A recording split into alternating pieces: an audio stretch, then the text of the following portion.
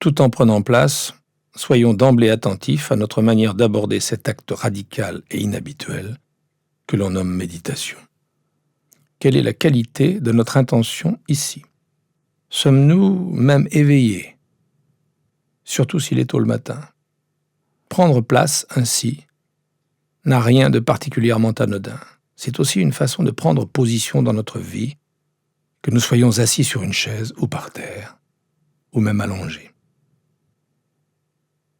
Un certain type d'énergie est essentiel dès lors que l'on adopte une posture confortable pour pratiquer. C'est un acte qui mêle un certain type d'intention et un certain type d'attention, désigné parfois dans la tradition bouddhiste comme l'effort juste, c'est-à-dire sage, et comparé par le Bouddha à un instrument que l'on accorde. Trop lâche, la corde ne produit pas vraiment de son, trop tendue, elle peut se briser. Il faut donc rechercher le bon équilibre, juste ce qu'il faut, juste la qualité d'attention et d'intention nécessaire. Et bien que la posture soit une aide, elle n'est finalement pas fondamentale. Ce qui importe réellement, c'est la posture intérieure et l'attitude intérieure. L'intérieur et l'extérieur se soutiennent et se reflètent mutuellement. Alors souvent, si votre mental est embrumé, perturbé, tendu, ou s'il est relâché ou émoussé parfois, rectifiez délibérément la posture en vous asseyant comme si vous étiez éveillé, en vous asseyant comme si vous pouviez être chaleureux et accueillir ce moment dans sa plénitude. Et même si cela semble artificiel au début, adopter une posture qui incarne cette orientation devient un moyen de nous rappeler ce qui nous a amenés à prendre place sur un coussin ou sur une chaise. Autrement, nous aurions pu aussi bien rester au lit ou poursuivre nos activités dans le domaine de l'agir. Et même s'il est extrêmement important de ne pas aborder la méditation avec rigidité, gravité, partialité ou suffisance, prendre place ainsi n'est pas pour autant un acte à prendre à la légère. C'est un acte d'amour radical et l'incarnation d'un certain type de compréhension douce. La compréhension que notre vie est incroyablement fugace, incroyablement précieuse et incroyablement riche en potentialité quasi infinie. Bien entendu, nous l'ignorons presque tout le temps, bien que nous le sachions en secret. Mais prendre simplement place ainsi est un acte de rappel, un acte qui incarne une compréhension profonde qui dépasse de loin la pensée, qui dépasse de loin les concepts, qui dépasse de loin la philosophie, qui dépasse de loin le fait de penser que la pleine conscience est une bonne idée, et qui dépasse également de loin toute idée que nous pourrions nous faire de la méditation et de l'acte de méditer.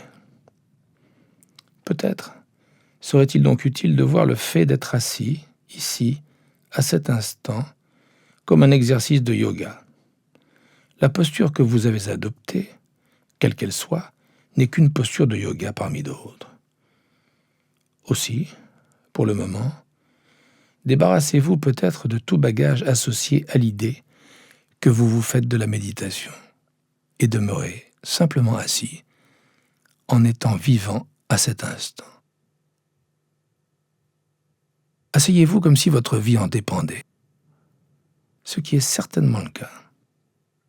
Ouvrez-vous à ce qui est déjà ici, au paysage sonore par exemple, dans lequel nous baignons à cet instant même.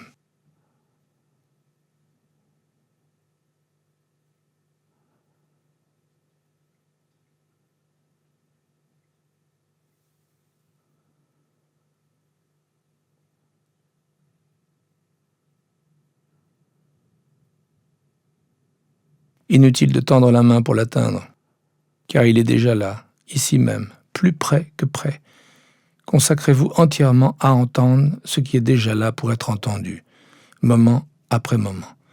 Restez simplement assis ici et entendez, sans rien écouter, en laissant les sons et les intervalles entre les sons, quels qu'ils soient, proches ou lointains, agréables, désagréables ou neutres, se présenter à votre porte, ce qui de toute façon est le cas.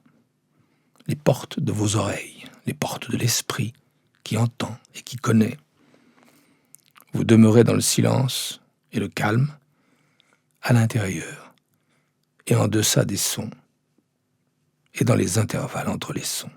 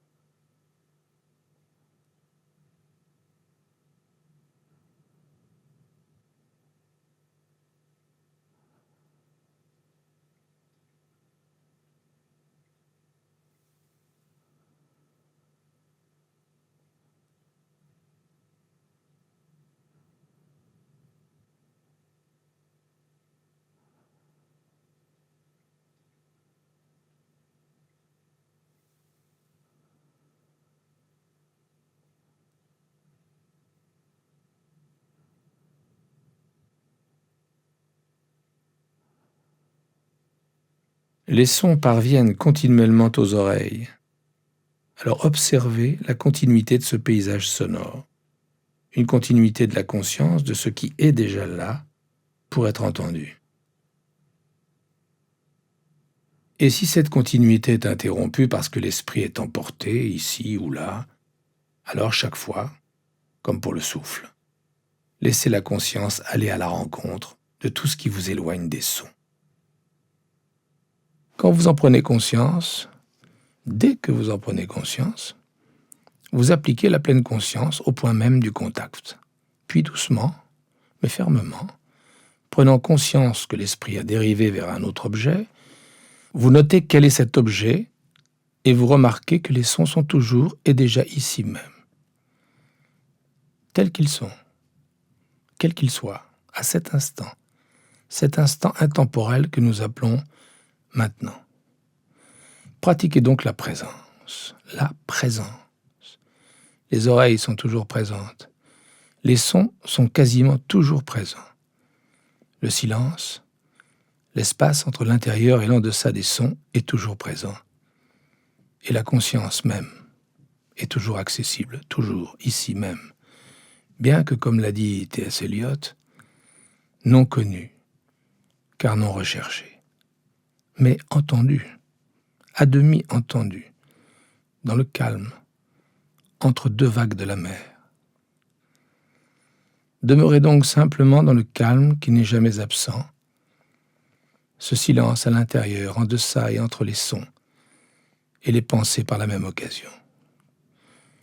Vous demeurez simplement dans la présence au son et au mental qui n'entend pas, avec la conscience qui connaît l'une et l'autre, moment après moment, dans une posture qui continue d'incarner l'éveil et la présence, le mieux possible.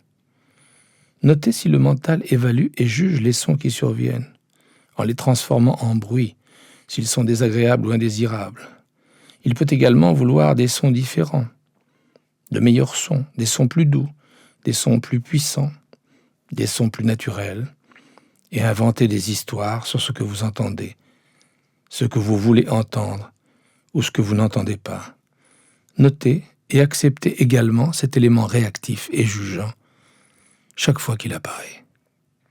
Et encore une fois, le mieux possible, ouvrez-vous à entendre simplement ce qu'il y a à entendre, moment après moment, après moment.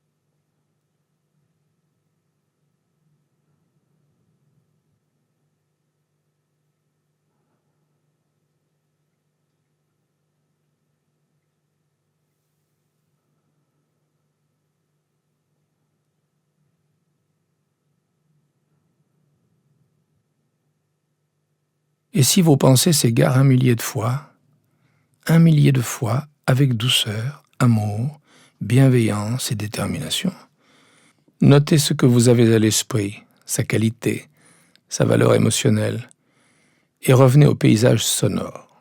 Au paysage sonore, toujours là, mais peut-être ignoré, mis en sourdine, d'où l'on peut être détourné, distrait, emporté. L'esprit s'égare, ramenez-le. L'esprit s'égare, ramenez-le, sciemment, amoureusement et fermement, chaque fois pour la première fois. Chaque moment est un moment unique. L'égarement, cet égarement, n'est pas un obstacle à la pratique. Il fait partie de la pratique.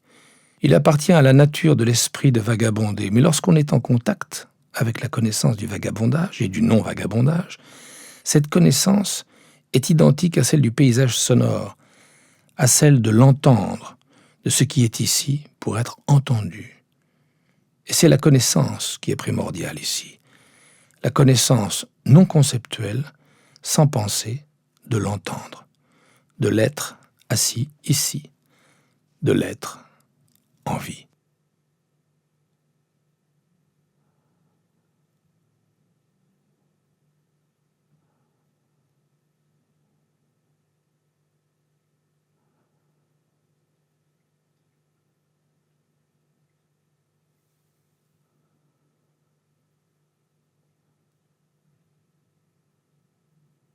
Restez assis dans le paysage sonore.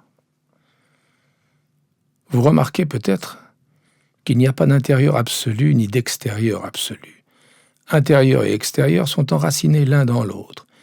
Il n'y a donc pas de distinction entre celui qui entend et ce qui est entendu. Il n'y a que l'entendre. L'entendre. L'entendre.